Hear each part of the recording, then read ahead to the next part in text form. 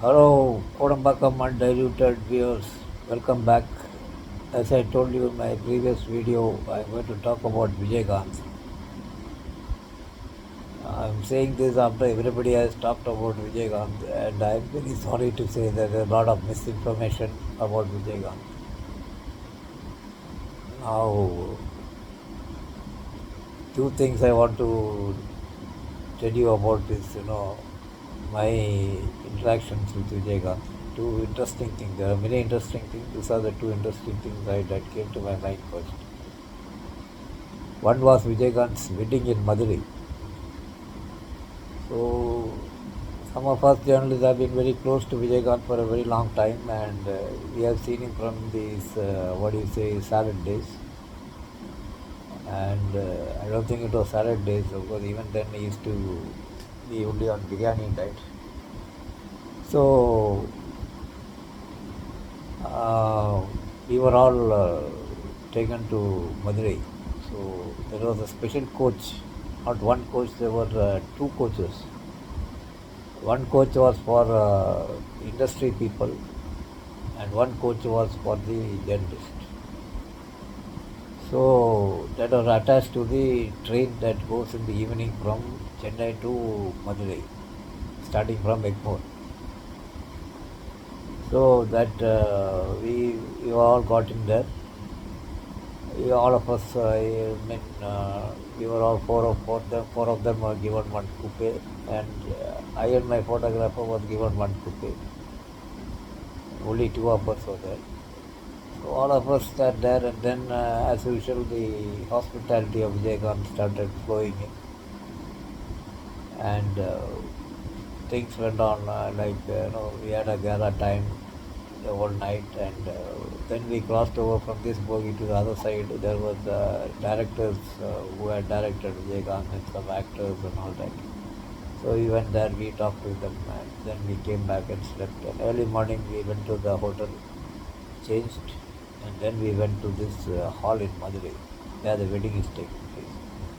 So we were taken in a motorcade, escorted by Vijaykanth's manager and Man Friday Subaya and a group of Vijaykanth fans. There was a huge, massive crowd, and we were those crowd was all waiting for actors to come, and they wanted to mob and all that. But when they saw our vehicle, they left us because there was nobody to mob. So we went right up to this thing. But what happened was, when we reached there, Vijaykanth was already on stage. The hall was packed. There was not a place to go in. Then somehow we managed to, we were pushed in through the back gate, back door to back entrance to enter the stage. In that melee, what happened was our friend, the film news Anandan, he chose on that day to wear a silk dhoti and jubba, as it was a solemn occasion. And then what happened was, in that whole jostling and bustling, the last I saw was that he was standing there without a dhoti. Then he was yelling, "Where is my dhoti? Where is my dhoti?" I don't know, from somewhere along, I don't know, he had a dhoti or not, but finally, when he was pushed and he came along with us to the stage, he had a dhoti, fortunately, to cover himself. And we saw this, there was a mad crowd. After that, the marriage was over, we came out and we were standing in the balcony there. We saw Vijaykanth and his wife going in an open motorcade through going round that complex where the wedding took place, and there were fans jumping onto the motorcade, jumping onto the vans, and fans, his bodyguards were running side by side, hitting those vans and pushing them down. Such mad frenzy it was. It was something, the first time I'm getting a taste of fan frenzy in real life. It was huge. I think the whole of Madurai turned up there. It was something fantastic, something I would never forget. And we were all sent back in the same coaches. We all came back by the same train back to Madurai. So that is one taste of Madurai, Vijaykanth's fans I saw in his hometown, Madurai. Another thing that I remember very clearly was, there was a function in Vallor Kotam in Chennai. The hall is not that big, but that was a function where, if I remember correctly, 3 Vijaykanth films had done 100 days. So all the 3 films were brought together on one function, and all the artists and everybody was technicians were to be presented with shield and all that. It happened in the morning, unlike evenings. It happened in the morning. So once chief guest was our late Mr. Karnadi. One other side Vijaykanth was sitting. On this side Rajinikanth was sitting. He was the invitee, special invitee. The whole crowd was there, and every moment somebody said Rajinikanth's name, everybody shouted. In the audience there was all mad fans everywhere, all the place, and Vijaykanth's fans and everybody, and of course DMK people. So function started, and this cheering and all that went on, and what happened was, somewhere along the line, Karunanidhi took up the mic.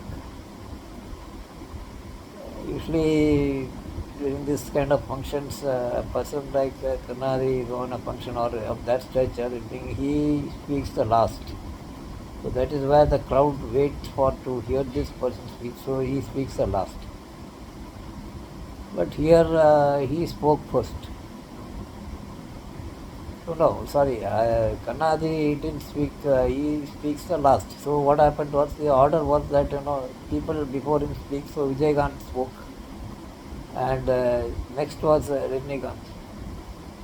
And what happened was, when Rajinikanth spoke, he spoke hardly for 10-15 minutes, and then Rajinikanth, soon after that, he took leave and he left the place. The last person to speak was Karunanidhi. So the idea is that Karunanidhi speaks, everybody is waiting for Karunanidhi's speech. Rajinikanth spoke, and he left the place. He took leave, of course, and he left the place. As soon as he left, what we find was that, everybody in the balconies and all that backside seat and all that thing they also left. They all started leaving this thing. And while Karunanidhi came to take the mic, there was hardly 1/4 of the audience that was there. All the 3/4 of the audience had left. And it was a very embarrassing moment for Karunanidhi and Vijaykanth. Because Karunanidhi started off by saying that, I remember the day when next to me MGR was sitting, next to me this one was sitting, and we were going on this thing. And Vijay just started off on that. Audience had left. There was a press and some few people there in the front rows. Back rows, everybody had left. It shows Rajinikanth's mighty power, fan power. It was more than Vijaykanth's power. Then after that there was a discussion on that, and Vijaykanth and his team felt that it was a mistake to have invited Rajinikanth, because it became a very embarrassment for him, especially Karunanidhi. Because then I remember later, when I saw Iruvar, there was a particular scene when, Karunanidhi is waiting on the stage with Anna and everybody, and MGR comes in late for that public meeting. And as MGR enters, the whole crowd goes into raptures, and whole attention is on MGR. So which is similar to what happened in real life in this function.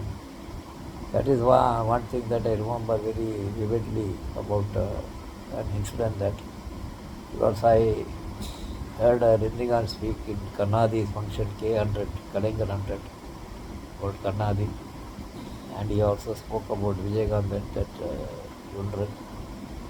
So all that made me talk about this function, which I don't think anybody has said about it, or maybe those people who have been there at that function are not around to tell about it.